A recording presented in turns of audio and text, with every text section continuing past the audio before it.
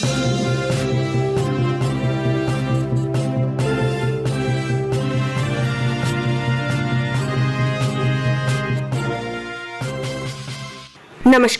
आपका हमारे news channel UK24 news में स्वागत है। मौसम समाचार जानिए आज उत्तराखंड में कैसा रहेगा मौसम का मिजाज।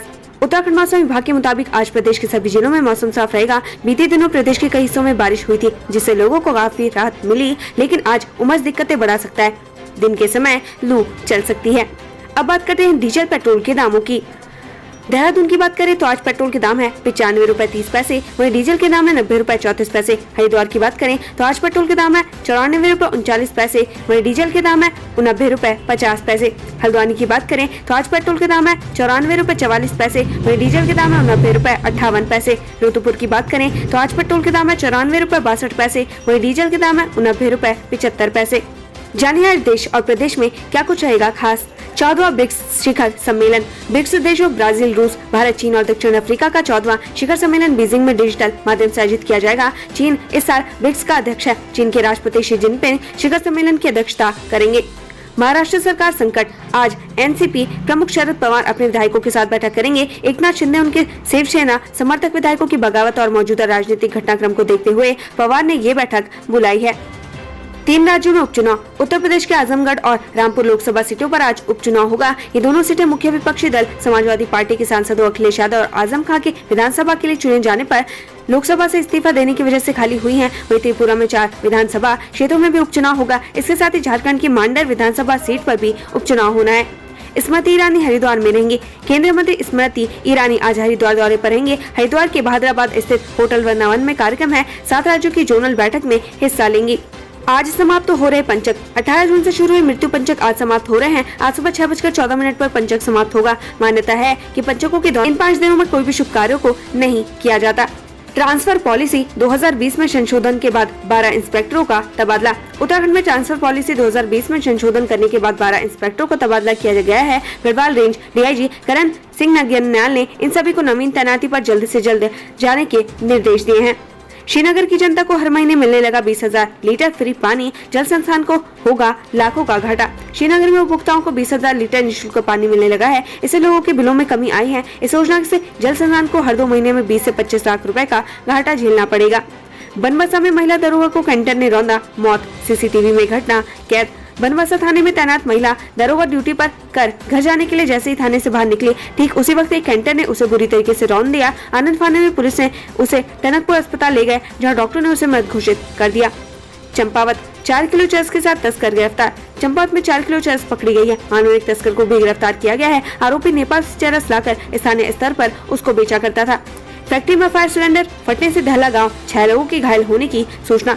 हरिद्वार जिले के मंगलौर कोतवाली क्षेत्र में स्थित ओनिडा फैक्ट्री में फायर सिलेंडर फट गया। इस हादसे में 6 कर्मचारियों के घायल होने की सूचना है। धमाका इतना जोरदार था कि कर्मचारी के कपड़े तक फट गए और पूरा इलाका धमाके की आवाज से दहल गया। आय से अधिक संपत्ति मामला। विजिलेंस की 14 घंटे की पूछताछ के बाद IAS रामविलास यादव गिरफ्तार। आय से अधिक संपत्ति जमा करने के आरोपी IAS रामविलास यादव को राज्य सतर्कता विभाग ने उन्हें गिरफ्तार कर लिया है। राज्य सतर्कता विभाग के निदेशक अमित सिन्हा के मुताबिक पूछताछ के बाद उन्हें देर रात गिरफ्तार किया गया। उत्तराखंड में समाज कल्याण विभाग के अपर सचिव व यूपी में LDA की पूर्व सचिव रहे रामविलास यादव पर मुकदमा दर्ज होने के बाद उनके लखनऊ के पुरानिया स्थित घर पर विजिलेंस टीम ने छापेमारी की थी। उत्तरकाशी में डंपर खाई में गिरा, एक व्यक्ति की मौत। उत्तरकाशी के चिन्याली सौंड में बलडोगी जोगत मोटर मार्ग पर एक डंपर दुर्घटनाग्रस्त हो गया। इस हादसे में एक व्यक्ति की जान चली गई, जबकि 2 लोग घायल हो गए। उधर लक्सर में भी एक कार सड़क किनारे गड्ढे में पलट गई, जिसमें कोई हताहत नहीं हुआ।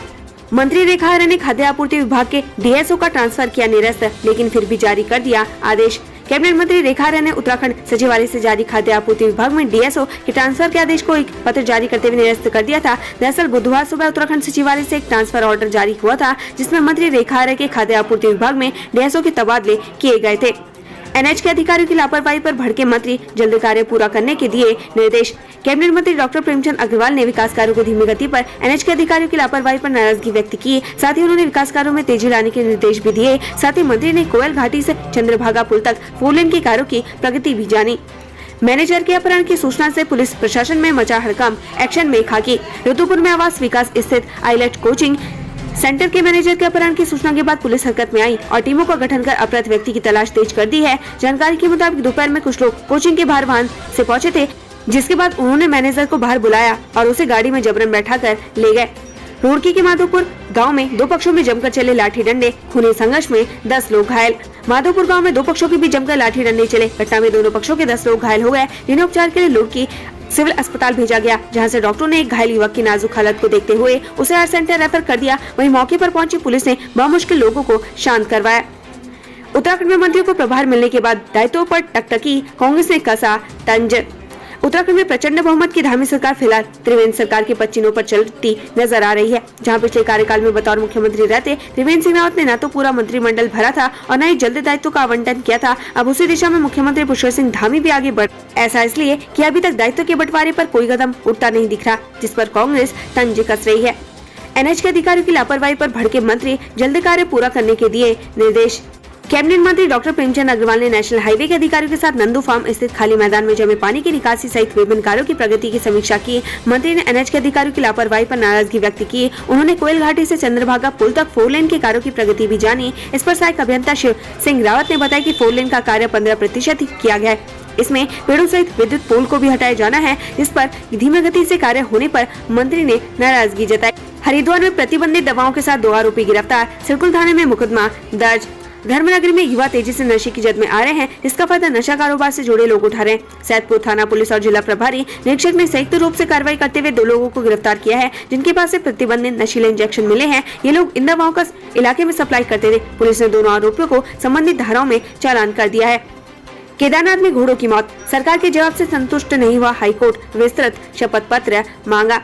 उत्तराखंड हाईकोर्ट ने चारधाम यात्रा में फैली अव्यवस्थाओं और लगातार हो रही घोड़ों की मौत के मामले में दायर जनहित याचिका पर सुनवाई की। कार्यवाहक मुख्य न्यायाधीश संजय कुमार मिश्रा व न्यायमूर्ति आर सी खुल्बे की खंडपीठ ने सरकार से 3 सप्ताह के भीतर विस्तृत जवाब पेश करने को कहा। मामले की अगली सुनवाई 28 जुलाई को होगी। काशीपुर पुलिस ने कैफे में अनैतिक कार्य करते 3 युवतियां समेत 6 लोगों को पकड़ा। उधम सिंह नगर के काशीपुर के प्रतिष्ठित मॉल में संचालित फूड कैफे में युवक व युवतियों द्वारा अनैतिक कार्य किए जाने की सूचना पर पुलिस ने छापा मारा है। छापेमारी के दौरान पुलिस ने 3 युवतियों समेत 6 लोगों को हिरासत में लिया। वहीं पुलिस ने मौके से आपत्तिजनक वस्तुएं भी बरामद की। इसके बाद पुलिस ने सभी को पुलिस एक्ट में चालान किया और हिदायत देकर छोड़ दिया। साथ ही संचालिका कैफे स्वामी के खिलाफ भी जाँच शुरू कर दी है। साथ ही संचालित कैफे स्वामी के खिलाफ भी जाँच शुरू कर दी है। श्रद्धालुओं की संख्या 23 लाख के पार, अब तक 191 यात्रियों की मौत। उत्तराखंड चारधाम में श्रद्धालुओं की संख्या 23 लाख के पार पहुंच गई है। बुधवार शाम 4 बजे तक 23,10,849 श्रद्धालु चारों धामों के दर्शन कर चुके हैं। 2019 की तुलना में इस बार मात्र 1.5 महीने में 2/3 तीर्थयात्री चार धामों में पहुंच चुके हैं। अब तक हेमकुंड साहिब को मिलाकर कुल 24,12,083 तीर्थयात्री दर्शन कर चुके हैं, जबकि 32 लाख से अधिक यात्रियों ने पंजीकरण कराया है। वहीं चार धामों में अभी तक 191 यात्रियों की मौत हो चुकी है। विश्व बैंक से उत्तराखंड को मिलेंगे 1000 करोड़, बारानी कृषि परियोजना पर होंगे खर्च। उत्तराखंड के पर्वतीय क्षेत्रों में बारानी खेती को नई ऊंचाइयों पर ले जाने के उद्देश्य से बनाई गई 1000 करोड़ रुपए की उत्तराखंड जलवायु अनुकूल बारानी कृषि परियोजना को विश्व बैंक द्वारा मंजूरी दे दी गई है। यह परियोजना जलागम विभाग द्वारा क्रियान्वित की जाएगी। सहकारिता में पैक्स समितियों की बनेगी नियमावली, यूपी से परिसंपत्तियों पर भी हुआ निर्णय। सहकारिता मंत्री धन सिंह रावत ने बुधवार को सरकारी आवास पर विभाग के अधिकारियों के साथ समीक्षा बैठक की। उन्होंने समीक्षा बैठक में प्राथमिक कृषि ऋण समिति की नियमावली तैयार करने के निर्देश दिए हैं। सहकारिता और ईएसआई में अटैचमेंट खत्म, अब दुर्गम पोस्टिंग से बचने के लिए नहीं चलेगी सेटिंग। अटैचमेंट के नाम पर दुर्गम में तैनाती होने के बाद भी सालों तक मैदान इलाकों में पड़े रहने वाले अधिकारियों और कर्मचारियों के अच्छे दिन खत्म हो गए हैं। सहकारिता और ईएसआई विभाग में अटैचमेंट खत्म का आदेश आ गया है। इसके बाद सभी कर्मचारियों और अधिकारियों को अपनी मूल तैनाती पर जाना होगा। भविष्य में भी अटैचमेंट नहीं होगा। नैनीताल डीएफओ किशन चंद निलंबन मामला अब कैट करेगा सुनवाई। उत्तराखंड हाईकोर्ट ने आज अतिक्रमण के आरोप में निलंबित डीएफओ किशन चंद के मामले पर सुनवाई की। इस मामले को सुनने के बाद कार्यवाहक मुख्य न्यायाधीश संजय कुमार मिश्रा व न्यायमूर्ति आर सी खुल्बे की खंडपीठ ने मामले को सुनवाई हेतु कैट को भी भेज दिया है। वहीं आज याचिकाकर्ता की ओर से सरकार के निलंबन आदेश को खंडपीठ में चुनौती दी गई। याचिकाकर्ताओं की ओर से निलंबन आदेश को निरस्त करने की मांग करते हुए कहा गया कि उन पर लगाए गए आरोप गलत हैं। उत्तराखंड से संबंधित ऐसी ही खबरें पाने के लिए हमारे चैनल को लाइक व सब्सक्राइब जरूर करें। धन्यवाद।